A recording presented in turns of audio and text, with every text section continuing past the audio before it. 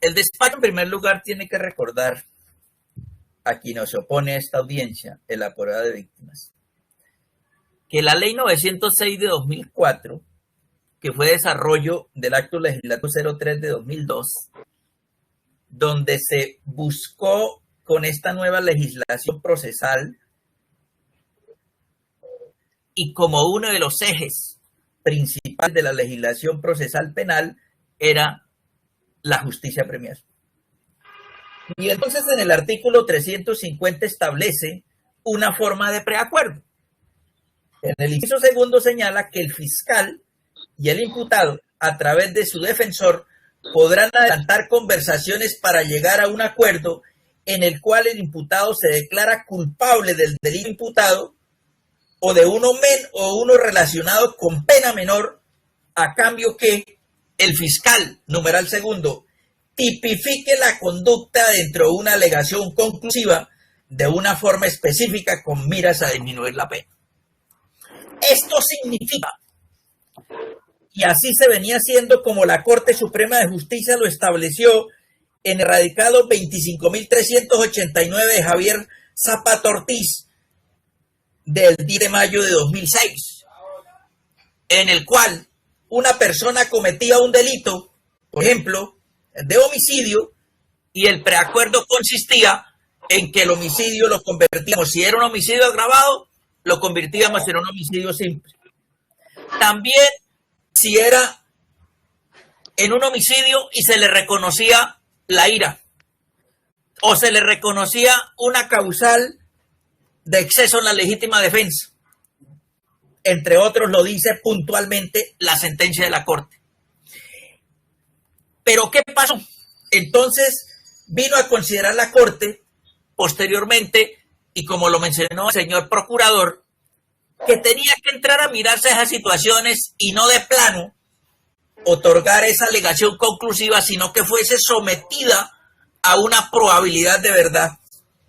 Y es cuando en la sentencia 52.227 del 24 de junio de 2020 estableció las reglas frente a lo que denomina a partir de este momento la Corte, o a partir de ese precedente, los preacuerdos con base fáctica o sin base fáctica.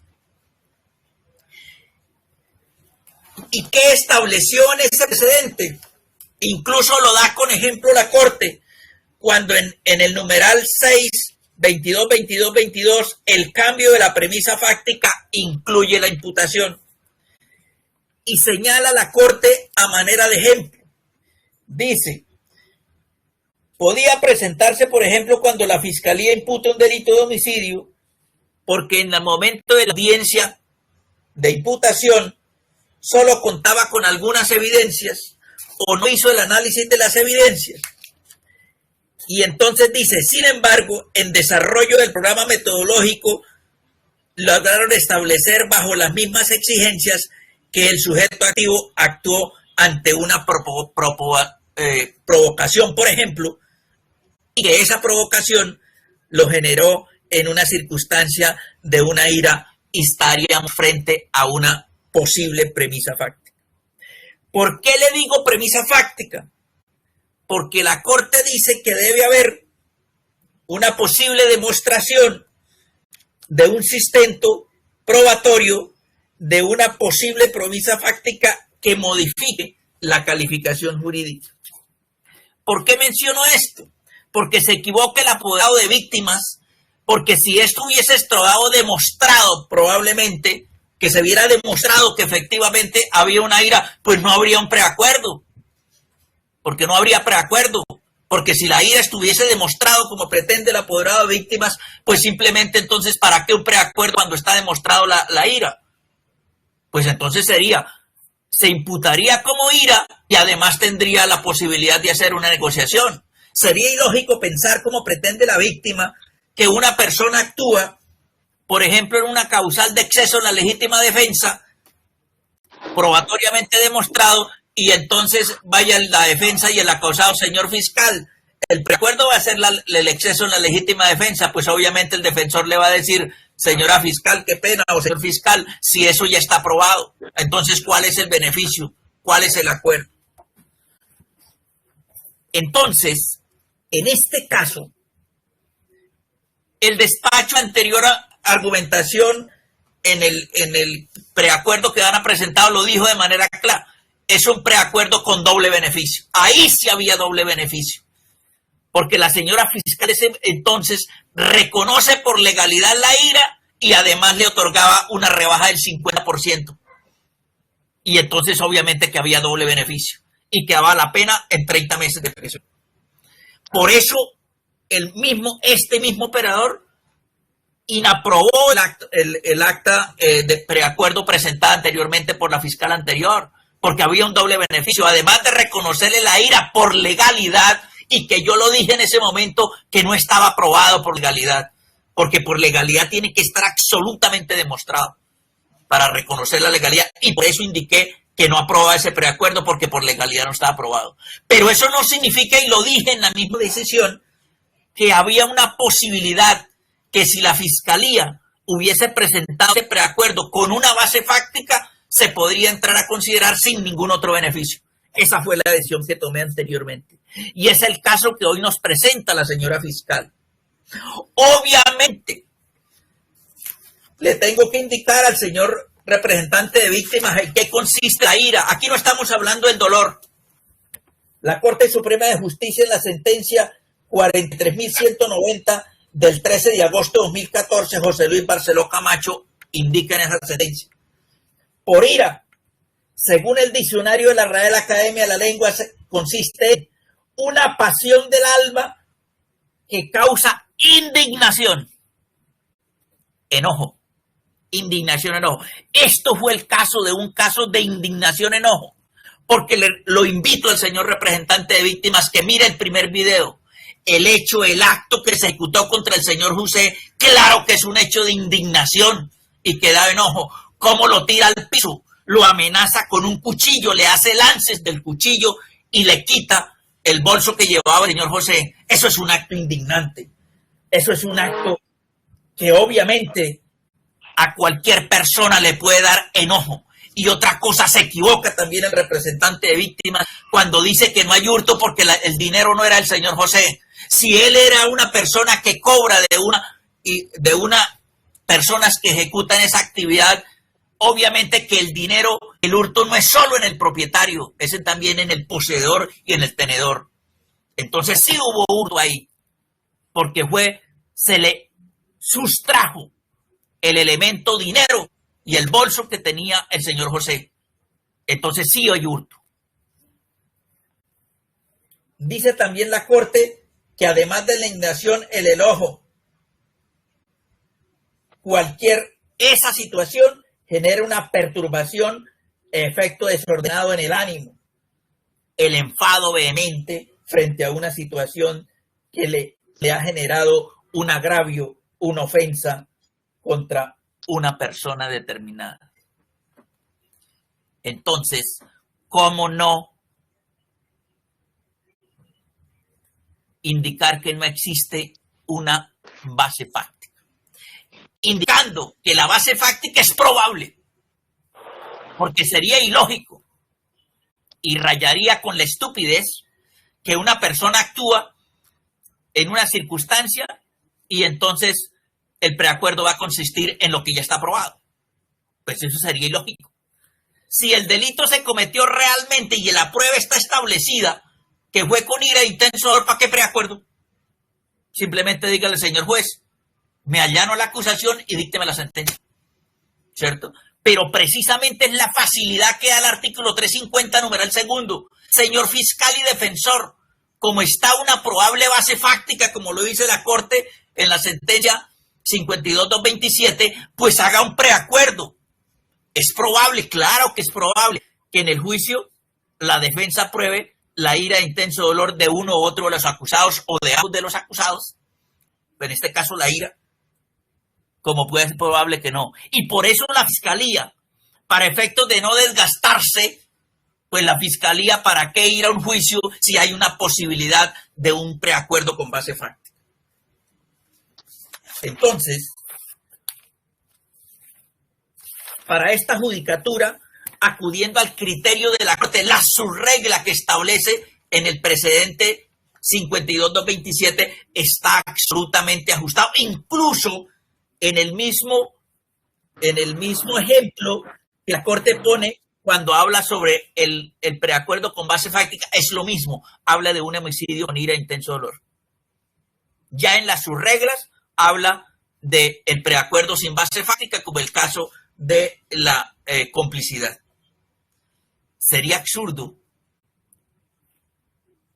como establece, estamos otorgando la mitad, la rebaja de la mitad de la pena cuando no se ha actuado como cómplice, pero se le da porque es un preacuerdo sin base fáctica únicamente por beneficio punitivo.